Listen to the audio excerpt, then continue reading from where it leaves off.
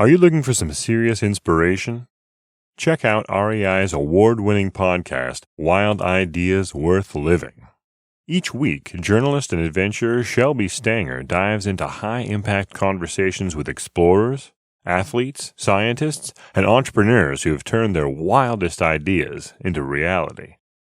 From cycling around the world to micro-adventuring in your own neighborhood, and even baking cakes on glaciers, these stories are sure to ignite your next outdoor adventure. Listen to Wild Ideas Worth Living wherever you get your podcasts.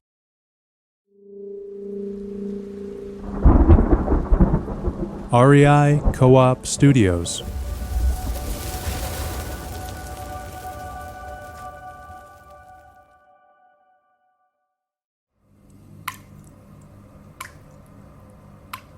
Change is constant.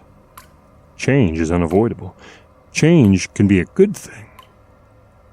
It can be a good thing. You keep telling yourself that as you stare into the bathroom mirror and you try to figure out what's changed. You reach up to touch your cheek and then you look at your fingers. You stretch them out in front of you. Longer and bonier than you remember. The joints seem rounder, swollen almost, but they don't hurt. You run the pad of your thumb along the edge of a fingernail that you'd swear is getting thicker and narrower every day. And then there's your eyes. You stand there and you force yourself to stare into your own eyes in the mirror. You've caught yourself avoiding your reflection lately because of that shine, that flash that you catch in your eyes, like a hunger, like a desperation. The eyes of a caged animal crouching, waiting for a chance to break out. They're flashing now, brighter and more savage than you've ever seen them. You try smiling at yourself, but the sight of your bared teeth shocks you, sends you stepping quickly back from the mirror, out of the line of reflection, tripping on the tub and then grabbing the wall to catch yourself. Now your smile struck you like a vicious snarl. You must be getting sick, starting to dream, seeing unhealthy things. Surely your teeth haven't grown longer and sharper? A glow through the little bathroom window draws your gaze and holds it. Did you just see something flash across the full moon out there? No. A curtain covers the lower half of the little window, and the moon shines bright through the upper pane. For a while, seconds, minutes, you stand leaning with a hand on the wall, breathing heavily in dilated pants of what? Fear? Apprehension? Like in a dream when you sense something horrible coming, just before it does. You're staring at the moon, watching for a repeat of the movement you thought you saw. You're on the ground floor. There could be something out there, just outside the window. Did you just hear a rustle beyond the little curtain?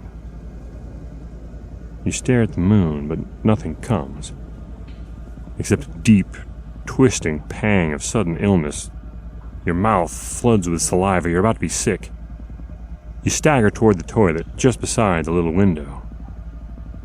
But as you reach it, the curtain over the lower part of the window, surely you don't touch it, or do you?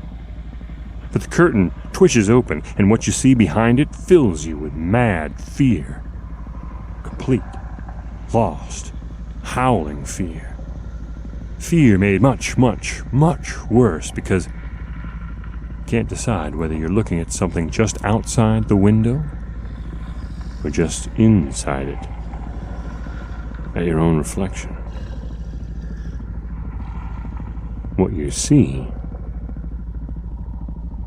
is the Camp Monsters podcast.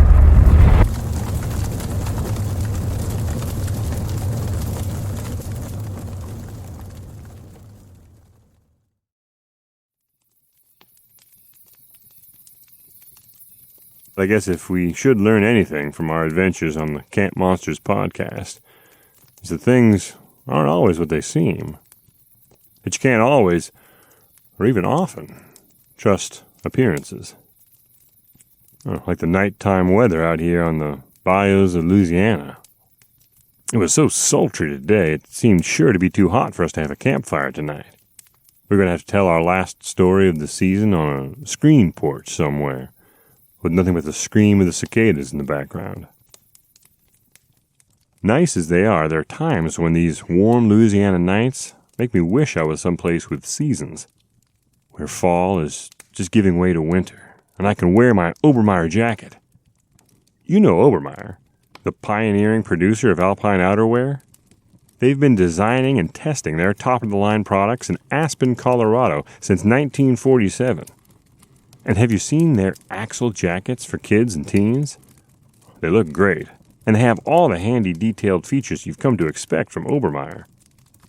Interior electronics pocket, EWS extended wear system, pit zip control zone ventilation, powder skirt, ski pass pocket, the works.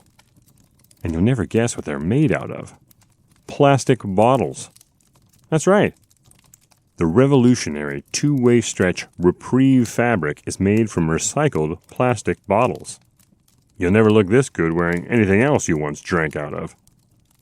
Check out the Axle and all of Obermeyer's excellent outerwear by visiting your local REI or going to rei.com today. Obermeyer. Mountain approved. Lucky for us, tonight the wind changed and it cooled off enough, just enough to justify this tea fire. This little fire. Sure, it's right on the borderline. We could be perfectly comfortable without it, but then again, a fire provides more than just heat. It provides light, too, and a sense of protection from the things that might be circling outside it.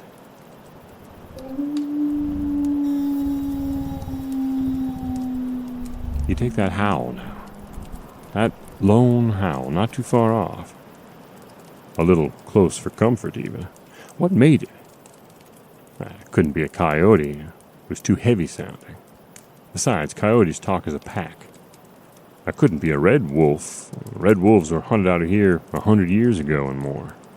So it must just be a stray dog, yeah? But it must be a mighty big dog to make a howl like that.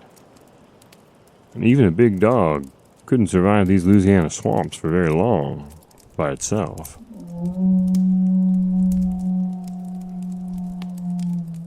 Well, you can look out there all you want. You won't see anything but maybe a set of eyes glowing the firelight back at you. Whatever it is, it'll stay back from the fire for now. But if you do see those eyes, try not to let yourself wonder.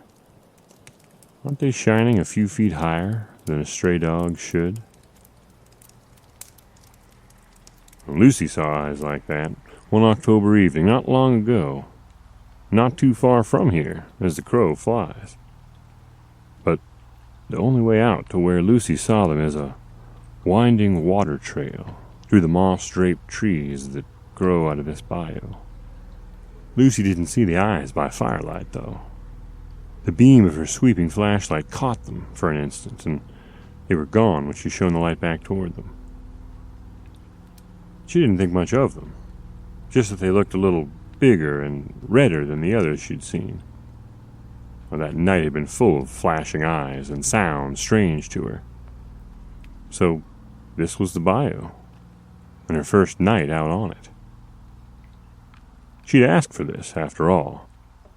Visiting the Louisiana hometown of her good friend Elodie, Ella for short, had been very interesting and vivid so far. Bright new flavors on the plate, bright lively tongues across the table. The green mystery of drifting day trips through the bayou that backed up on Ella's family's house. It had been a great trip. But as the visit drew toward its end, Lucie was feeling increasingly restless. Like there was something she was missing. Some secret that she couldn't put her finger on. The smiles from the old folks far outweighed the occasional strange glances, and the whispers in French that reminded Lucie she was a stranger here. Once or twice, Ella had snapped quick, quiet responses back at the old people, seemingly trying to contradict them. Fast patois phrases that Lucie couldn't catch or make sense of. Lucie was a stranger here, and she found herself longing to find some way to get closer to this world and these people that Ella came from. One night, in the darkness of the back screen porch, Lucie sat listening to Ella's quiet stories of growing up around here, told over the cacophony of sounds floating in from the bayou just beyond. And when Ella mentioned a family cabin out on the swamp itself, on an island amid the winding, narrow waterways, Lucie had latched onto it, pressed Ella about it, kept after her, craved the adventure of a night or two spent out in that cabin. Ella seemed hesitant, even dismissive that night. She made all kinds of excuses. But when Lucie mentioned it to Ella's family at breakfast the next morning, they all looked at each other and came out overwhelmingly in favor of the idea. Well, maybe it was their native hospitality, but they rather harshly overruled all of Ella's protests, and that evening they had the little motored flatboat all packed and ready for the two of them to go on their adventure. And an adventure it certainly was. The night fell quickly and completely, and the bayou at night is a different world than it is in the day. The sounds are different, and the colors, the shapes passing out of the strong light of the LED beam and back into the darkness. The whole feels different. Not threatening necessarily, but it can seem that way.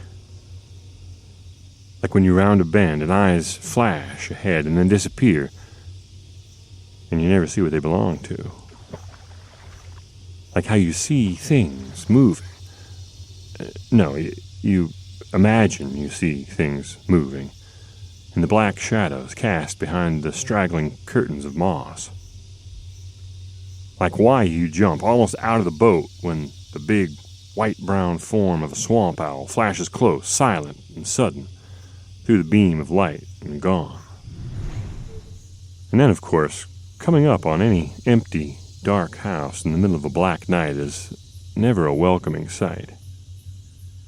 And especially out here. Way out here, where it seems no such thing as a house could possibly stand. But after a long, long trip, there it was. Black, blind windows kicking Lucie's flashlight back at her. Deep shadows on the porch and under the eaves. Ella cut the motor to drift in, and they could hear something scurrying noisily away. Too fast for the beam of Lucie's light to catch, but she thought she saw a tail of some sort slipping through a gap underneath the cabin. The cabin was an old place indeed, made out of rough-cut cypress planks, weathered gray, that gave the whole place a crooked, leaning, twisted look. As Lucie shone her strong light across the cabin's empty face, Elodie deftly drifted them through the last few feet of the dark water. The sounds of the swamp filled the night as the boat's flat bottom whispered to a stop on the shallow mud. And Lucie whispered too. She didn't know why. They were miles from no place now. She could shout as loud as she wanted, never hoped to disturb anyone else. Anything human. But her first impression of the little island gave Lucie the silly feeling, that the dark cabin itself was alive somehow. Alive, but slumbering fitfully. And whatever she did, she didn't want to wake it up. "Is this the place?" Lucie whispered. It was the sort of question that didn't need an answer. Why else would Ella have brought them ashore here? Had they seen any other cabins on the long ride out? But Ella was her friend, so she made a little affirmative noise as she moved past Lucie in the dark and waded through the shallow water to pull the nose of the boat ashore and tie it up to an old tree root. As we mentioned at the very beginning of this episode, first impressions can be deceiving sometimes. Ella got a lantern or two burning inside the cabin, and suddenly the place seemed so warm and welcoming as they shuttled their supplies inside. It was actually quite a cozy spot, strongly built, filled with the comfortable wear of generations of simple use by a family that had always cared enough to maintain it well, and never quite enough to destroy its charms with too many conveniences. Fishing and hunting and simple honeymoons, those were its main uses, Ella explained. And swamp logging, back in the old days, when it was first built. That's all that Ella said about the cabin's history, but Lucie knew her well enough to see that she was holding something back. So late that night, once they were all settled in and had turned the lanterns low, Lucie pressed her until Ella reluctantly told her the family legend about the cabin's origin. Not just a silly superstition, Ella insisted, but some of the old people still clung to it. They said that Ella's great-grandpère, or great-great-grandpère, she could never remember which, they said he was a swamp logger back in this bayou in the 19-teens and 20s. Tien was his name. Long, hard work it was back then, felling the big trees by hand in the heat of the day. Tien and his partner standing balanced in their pirogues, little flat-bottomed bayou canoes, chopping and sawing and sweating, pushing away from the stump when the tree started to fall, hoping it wouldn't kick back and crush one or the other of them, then having to limb it and trim it while it floated in the water. Far better the nighttime part of the job, standing on the log with his pirogue pegged to the back of it, poling and paddling and guiding the trunk down the long run in the cool of the full moon, out to the big water where the gas boat would pick it up with the others in the morning. A log this size meant another few dollars in the jar on the shelf at home, another few dollars between Tien's family and the stalking specter of hunger. Of course, there were and are other things that stalk these bayous at night, other dangers, but they didn't bother Tien too much. Wasn't it true that there were dangers everywhere? Out here, at least, he knew the signs of them and what to do. Tien knew the signs, like the subtle tremble of the log under his feet, the faint scrabbling sound of claws against tree bark behind him. Tien knew these signs so well that when he heard them that night, he didn't even bother to turn around right away. This was the darkest, narrowest part of the run. Tien used his paddle to ward off the roots of a tree too close on one side. Then he shifted his weight on the log and gave the paddle a quick pull through the dark water to center himself down the narrow channel.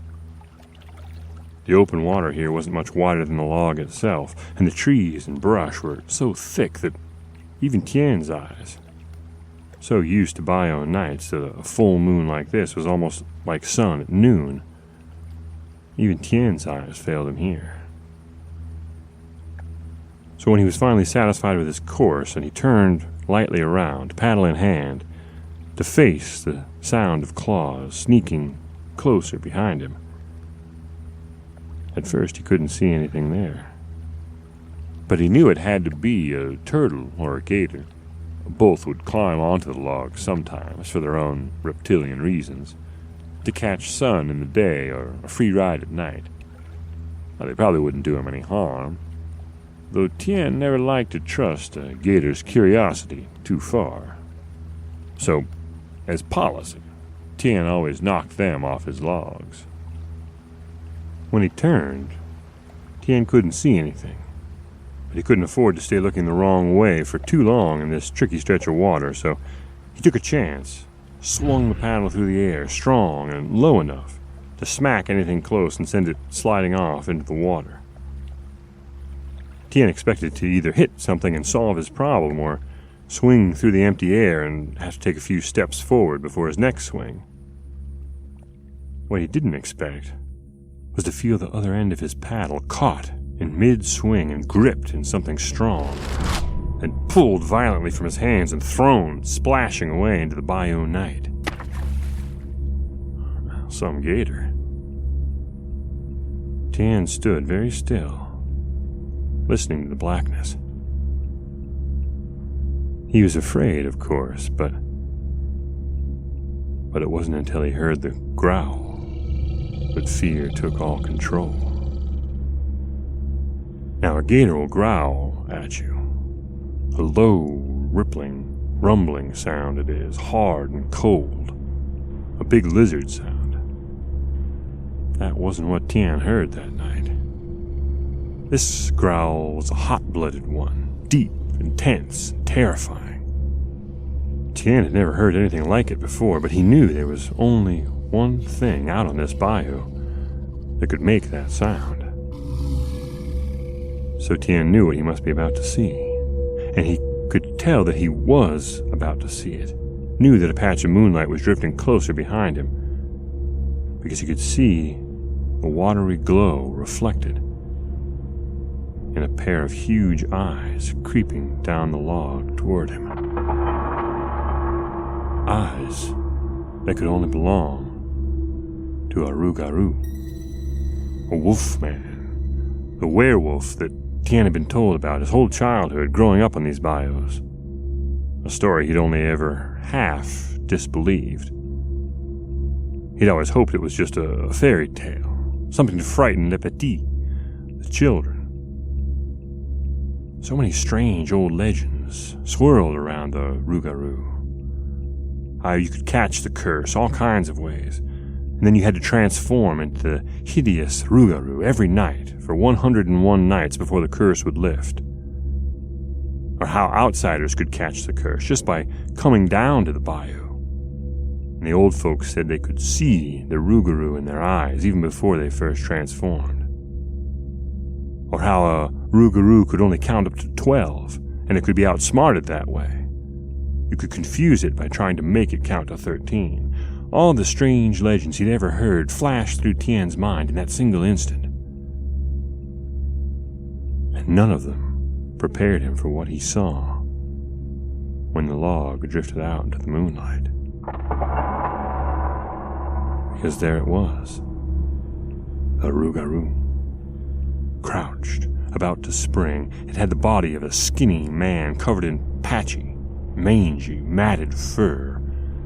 The head wasn't as much like a dog or a wolf as Tien thought it would be. It was something worse. Long and lupin, slobbering, blood-spit, wild-eyed, monstrous. Unnatural. The Rougarou didn't come from nature, after all.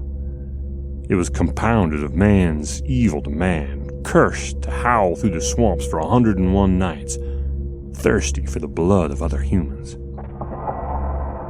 And then there wasn't time for any other thoughts. The creature sprang, and Tien always swore that if the log hadn't grounded at that very moment, the Rougarou would have had him. But the jolt unbalanced and delayed the creature's leap just enough that Tien was able to get his arm up. Then he felt himself thrown backward, his arm in the creature's hot teeth, half on the log and half in the water, being shaken and ripped from side to side by the overwhelming strength and violence of the Rougarou. One of these swings sent Tien's free hand smashing into something with such force that it broke 2 fingers even as he gripped it. You could tell by feel what it was. The loose end of the log chain that Tien had already driven into one end of the fallen tree, ready to secure it to the boom down in the big water. It seemed impossible to get enough leverage behind his swing to make it mean anything, but seasons felling trees had given Tien as much strength as a man his size could have. And luck did the rest. Tien tensed his whole body against the creature and he swung the chain. There was a crunch of steel on skull, and a splash, and the tearing pressure on Tien's arm was gone. And the familiar night sounds returned to his ears. Frogs and cicadas, night birds, and the whining clouds of big mosquitoes. Tien crawled down the length of the grounded log, into his pirogue. He used the wounded remains of his only working hand to cut the line that kept the little boat attached to the log. And he tried to remain conscious long enough to guide himself down the rest of the run and out to the big water. That's where the other workers found Tien the next day, drifting beside the log boom. They bound up his torn arm as best they could, and they were about to take him downriver to a doctor when Tien broke through his fevered haze enough to tell them what had happened and exactly how he'd been hurt. If a stranger had been there that day, Tien said, he would have died for sure. One of the bosses who wasn't from around there would have insisted on taking him to a hospital, where he would have perished in fevered agony. They would have called it hydrophobia, rabies from the animal bite. But they were all local men who found Tien that morning, and after hearing what he had to say, they held a whispered conference, and they came to a decision. And then they brought Tien back out into the bayou, way, way out to this place, to the very island where the cabin stands today. It was in the middle of one of the deepest, most remote parts of the swamp, where few ever went, and those few who did were assumed to deserve whatever happened to them. It was the 13th island from the nearest shore, you see, and though a Rugaru can swim, the locals all knew that it can't count above the number 12. So for the 101 days of his curse, Tien was safely isolated. If he tried to swim to the mainland, once he made it to the 12th island, he'd become confused, and rather than cross the last channel to terrify the nearest town, he would swim back to count the 12 islands over and over again until the night had passed. He lived on the wild creatures that his beast self was so adept at catching by night. By day he slept in the filthy hollow of a log and dreamed fitfully. On the 102nd day, Tien's friends made the long journey out to this remote island again, more than a little afraid of what they'd find. But all they did find was Tien, looking thinner than when they'd left him, confused and sheepish. His bad arm healed a little crooked, but otherwise unharmed. He had a hard time believing them when they told him how many days had really passed since they'd left him. It might have been natural for Tien to have shunned this island and never returned, but instead he built this little cabin on it, offered it to his family for general use. He joked that the next time one of them turned into a Rougarou, he wanted them to have a more comfortable place to sleep than in a hollow log.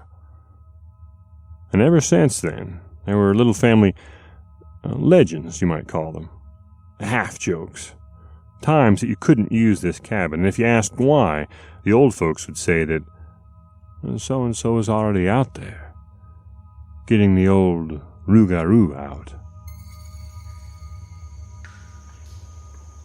Ella gave a nervous sort of laugh as she finished telling the story, and she assured Lucie that no matter what the old folks said, there was no one turning Rugaru on the island just then. Funny the way she added that part, no matter what the old folks said. Lucie was a little confused by that, but she laughed, too, even though she was sure that the story and the unfamiliar surroundings would combine to cost her a mostly sleepless night. She was dead wrong about that, though. Lucie slept deeply, more deeply than she could remember sleeping in a very long time. It must have been the sounds of the bayou night. Those sounds seemed to fill Lucie's head and filter into her dreams. Long, strange dreams she had that night. Something where Ella was shouting at her to get away from her. And then another long dream where Lucie was running, alone and confused in an unfamiliar place, desperate for something she couldn't catch, always getting close, but just missing it. Well, those kind of dreams can haunt your nights. they never leave you feeling very rested the next day. Indeed, Lucie woke up so late the next morning that it was already fully light, and Ella had been up long enough to have taken a little runaround in the boat. Lucie heard the motor returning as she blinked her groggy eyes open. She must have looked as ragged as she felt, too, because Ella didn't even ask her if she wanted to spend another night. She just wished her good morning and asked if she was ready to head back home. Lucie nodded sleepily, and they started packing things up in relative silence. It was much colder that morning than it had been the night before, and when they'd finished packing and settled into the boat for the long ride home, Lucie pulled the coat that Ella had given her a little tighter around her shoulders. She hadn't even seen Ella pack coats, but she was glad that she had. Lucie pulled the coat a little tighter around her shoulders, and she commented to Ella about how cold it was. "Yeah," Ella said, her eyes fixed on the narrow channel through the trees ahead. "Yeah, they get sharp these early February mornings." "Now don't worry if it takes you a minute." In her groggy state, it took Lucie a minute, too. A minute to piece out what was wrong with what Ella had just said. A minute to remember that she and Ella had left for the cabin on an evening in late October. Exactly 102 days before, as it turned out.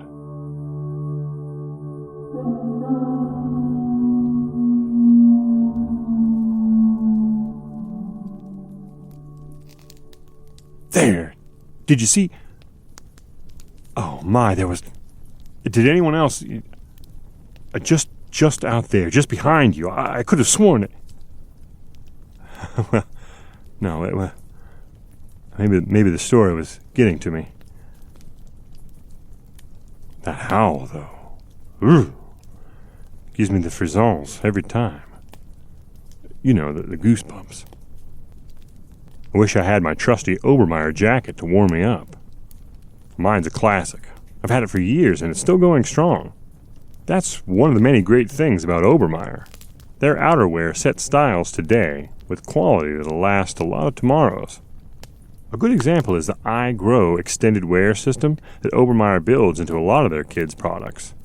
I Grow gives you extra inches of fabric in both pant legs and sleeves, so that just when you thought someone had outgrown their favorite Obermeyer Quinn one-piece suit, bam!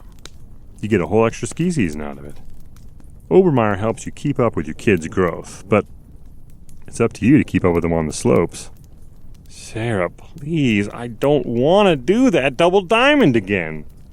Check out the Quinn one-piece suit, along with all the other fantastic outerwear that Obermeyer makes by going to rei.com or stopping by your local REI. Obermeyer. Stay warm.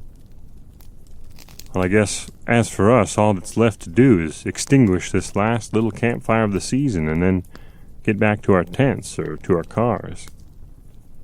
But if you dream strange dreams tonight, and the next time you wake up, you're in a little cabin in the middle of the bayou, and it's February, well, hey, look at the bright side. At least you're that much closer to the next Camp Monster season.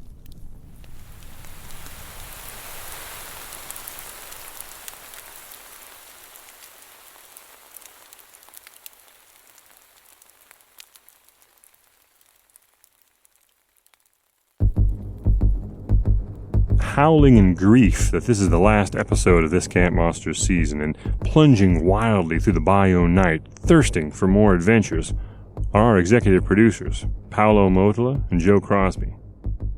Our sound designer Nick Patry isn't worried, though, because he always sleeps with 13 microphones around his bed, so that any marauding Rugaru will spend the night counting them in confusion, and so that in the morning he'll have all the footage he needs for yet another episode of his somewhat less successful independent podcast called Nick Sleeps in Stereo. Our producer Jenny Barber and senior producer Hannah Boyd tell Nick that they listen, but really they're too busy tearing around the bayou in a fan boat, trying to find yours truly, writer and host Weston Davis, who they know is sleeping in a hollow log out here somewhere. He swore that when he finally finished recording this season of Camp Monsters, he was going to sleep till February. But we better not wait until then to mention that the stories we tell here on the Camp Monsters podcast are just that, stories. Sure, some of them are based on old field recordings made for the Library of Congress back in the 1930s, but it's up to you to decide if that was really a Rougarou howling in the background, or just distortion on the old magnetic wire recorder. This is the part of the show where we'd usually tell you about next week's episode, except that this is the last show of the Camp Monsters season. I can't thank you enough for listening and for spreading the word about Camp Monsters. Word of mouth has brought us so many listeners through the years, so please keep it up. If you haven't already, please subscribe, leave a positive review, update a great review that you left seasons and seasons ago, or email podcasts@rei.com to tell the powers that be how much you enjoy what we do here on Camp Monsters. Before we sign off for this season, I have a quick favor to ask. We created a Camp Monsters listeners survey that'll take just 5 minutes to complete. The survey will help us get to know you, the loyal Camp Monsters listener, and give us insight into how you'd like to experience the show in the future. Like maybe some more live shows around the country? Tell us what you want. Head to the link in the show notes to take the quick 5-minute survey today. It would mean the world to me and the Camp Monsters team. Thanks for your help. Oh, and if you have a hard time finding the link in the notes, just email podcasts@rei.com and they'll point you in the right direction. We love putting on this show for you. We hope to keep making it for many years to come. Thank you for joining our campfire tonight, and we hope to see you again around another one next year. Good night for now.